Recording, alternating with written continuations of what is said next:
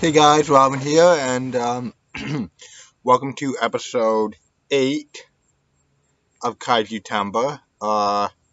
Today, um,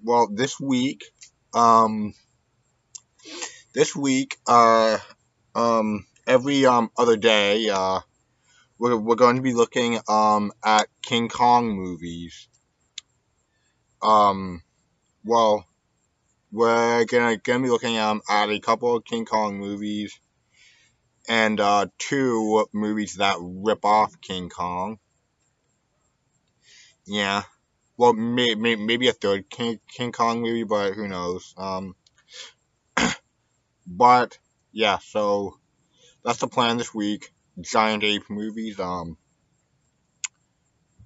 First up, the 1976 remake of King Kong.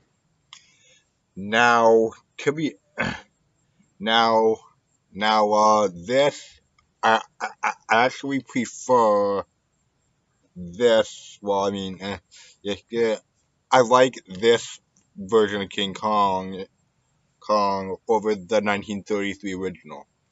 Whoa, whoa, whoa, whoa, whoa. Hold it, hold it, hold it. I'm not saying this is better than the original. God knows it isn't. It's just the version that I prefer. So, being a remake, I should probably explain the differences. Instead of the showman Carl Denham, we have an oil executive played by Charles Grodin, who travels to Skull Island in search of oil, and the name of the company this guy works for is called Petrox. Petrox. Yeah, Petrox. What was the 70s? So yeah, but but someone stows away on board the ship. A man named Jack Prescott. A man named Jack Prescott, played by the dude himself, Jeff Bridges. And on their way, uh, Jack spots a life raft whose sole occupant is this movie's update of Fay Ray, Dwan, played by Jessica Lange in her film debut. And what a debut this is. This in fact, did a nice picture of her on the cover, and she really, well, on the back, and she really is quite beautiful. Yeah, yeah, but yeah. Now, originally, Dino De Laurentiis wanted to, and by the way, Dino De Laurentiis, who produced this movie, he originally wanted Kong to be this like life size and animatronic, and the movie was advertised, and the movie was advertised that Kong would just be this huge animatronic ape, but it didn't work too well. It didn't work too well, so they just had Kong be portrayed by Rick Baker in a giant ape suit, but the ape suit wasn't some cheap thing they picked up from like a Halloween store. No, no, no. This ape suit looks incredible. looks it looks amazing. Um, but that kind of ticked a lot of people off because, but the life size animatronic is in the movie for about 8 seconds. Yeah, and this movie is 2 hours and 15 minutes. So it does kind of drag on for a bit. Yeah, and well, basically, the writing in this movie, well, I mean, for the most part, the writing's okay, but for like the first half, the dialogue's a bit goofy and kind of cringy. The dialogue's a bit goofy and kind of cringy at some points, and but once Kong actually gets into New York City, that's kind of when the movie starts to pick up a bit.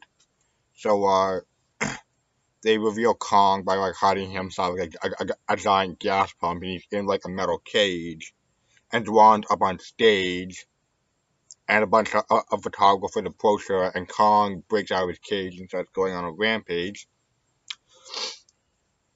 Now, they did copy some few tricks from the original, such as having a giant life-size King Kong hand go into like buildings and such to get drawn. But now, but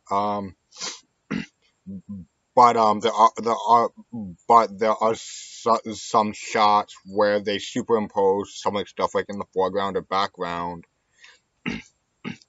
And at least with this, and at least with and at least with this release from 1991, you could it's pretty obvious that certain things are obviously like superimposed because they kind of have like a blue sheen. They kind of blue screen them in.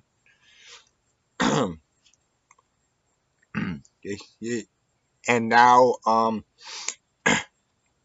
and now and for the climax, just as the cover shows, instead of the Empire State Building, Kong climbs the World Trade Center, which at the time were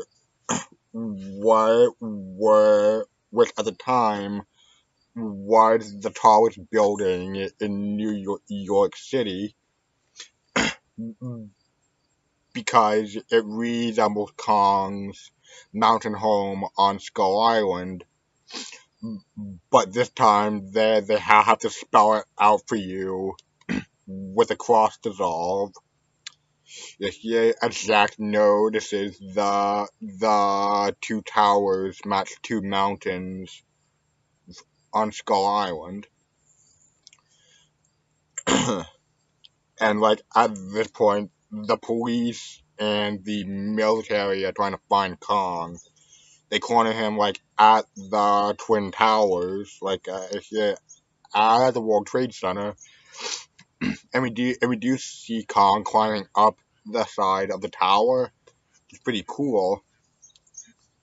So he climbs up to the top of the South Tower first, but some men appear and they start shooting at Kong with flamethrowers,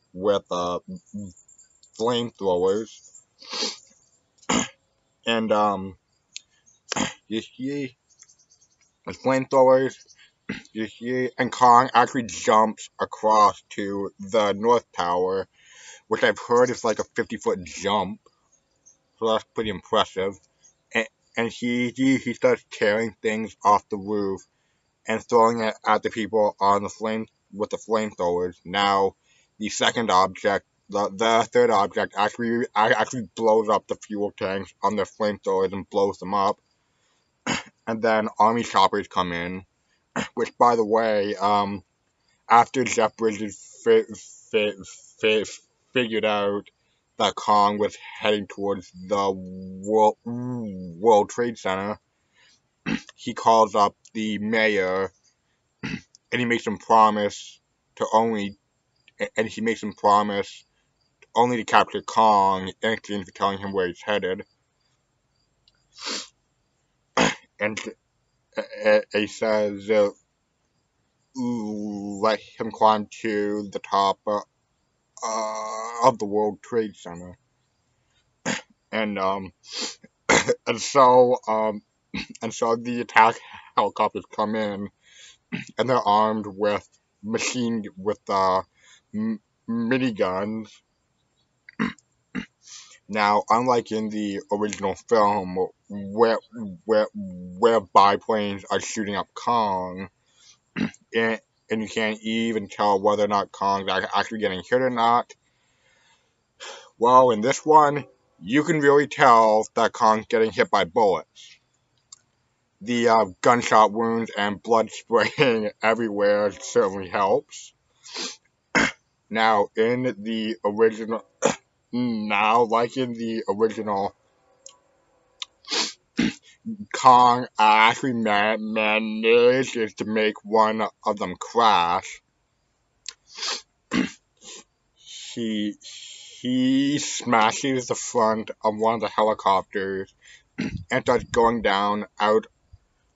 And it starts going down out of control. And end up crashing into the side of the North Tower and blowing up, which which is a bit ominous considering what happened 25 which is a bit ominous considering what happened 25 years later, but I'm not going to get into that right now. And this movie is a lot gorier than the original. Like basically Kong, aside from the climax, so which has like three attack helicopters basically turning Kong into Swiss cheese. There's also a fight. There's also a scene where Kong fights a giant snake, as opposed to like several dinosaurs. This movie does have a dinosaur, no prehistoric creatures.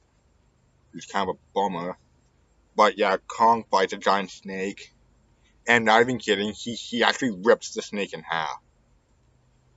Yeah. So so I actually do highly recommend this one, as it's more action packed, and more like kind of cheesy than the original. Which, by the way, Dino De Laurentiis made this movie made this movie to kind of like top Jaws, which came out the year before. Yeah, but I really do like this movie, and I do highly recommend it. Um, and by the way, Kong, Kong never fights fighter jets, as the title would have you. Yeah. So yeah. And by the way, this movie won the Oscar for best special effects, so that's something pretty awesome. Anyway, that about does it for this episode of Kaijutember. Thank you all for watching, and I'll see you all in the very near future. Peace. Come on.